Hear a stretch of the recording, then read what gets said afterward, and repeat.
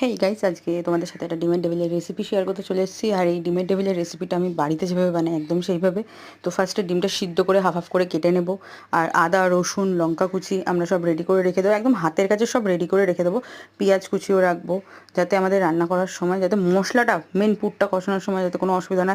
এদিকে আলু সেদ্ধ করে রাখা হয়েছে, তো আলু সেদ্ধ হয়ে গেছে। এই হচ্ছে আমাদের রান্নাঘরে মশলার বাটি, যেখান থেকে আমার সব মশলা কাজে লাগবে না। তো তারপরে গ্যাসটা জ্বালিয়ে কড়াই বসিয়ে দেবো। কড়াই বসিয়ে দেওয়ার পরে কড়াইতে অল্প একটু তেল দিয়ে দেবো।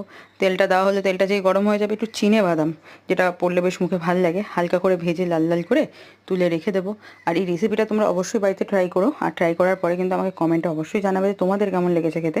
আর পেঁয়াজ কুচিটা দিয়ে দিলাম, দেখলে লাল লাল হয়ে গেছে বাদাম ভাজা। তারপরে পেঁয়াজটা দিলাম, একটু লবণ দিলাম, তারপর কী দিলাম, লঙ্কা কুচি দিলাম।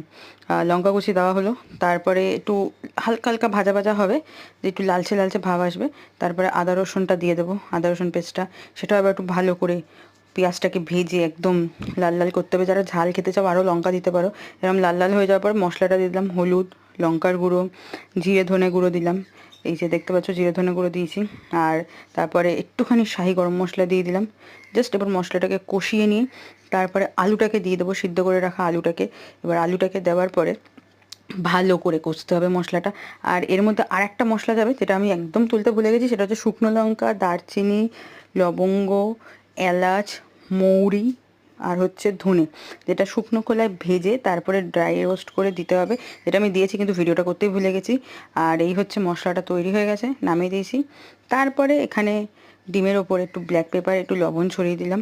ছড়িয়ে দেওয়ার পর বিস্কুটের গুঁড়ো আর কর্নফ্লাওয়ারটা রেডি করে রেখেছি, দেখতে পাচ্ছ। ঠিক এরকম হাফ হাফ করেও করতে পারো, কেউ আবার এইরকম পুরো পুরটাকে হাতের মধ্যে স্প্রেড করে, এই যে এরম করে তারপরে ডিমটাকে দিই, পুরো ডিমটাকে কভার করেও করতে পারো, যেভাবে খুশি তোমরা করো। এই একটা দেখছো আমি হাফ হাফ করে করেছি। আর আমি বিস্কুটের গুঁড়ো পুরো পুরটাকে করে তারপরে আবার একটু কর্নফ্লাওয়ারের মধ্যে চুবিয়ে তারপরে আবার বিস্কুটের গুঁড়োর মধ্যে কোটিং করে তারপরে রেখে দেবে। রেখে এটা তোমরা ফ্রিজেও দিতে পারো, ফ্রিজে দিলে ভালো থাকে, বেশ জমে থাকে। তারপরে ফ্রাই করতে পারো, দেখতে পাচ্ছ। আর এই যে এখানে ভাজার জন্য তেল গরম হয়ে গেছে, ডিমের টেবিলগুলোও সব রেডি হয়ে গেছে। আর এই যে ছেড়ে দিলাম ডিমের টেবিলটা একদম গরম তেলে। জাস্ট খেতে না ক্রিস্পি যা হয়েছিল বাইরের কোটিংটা।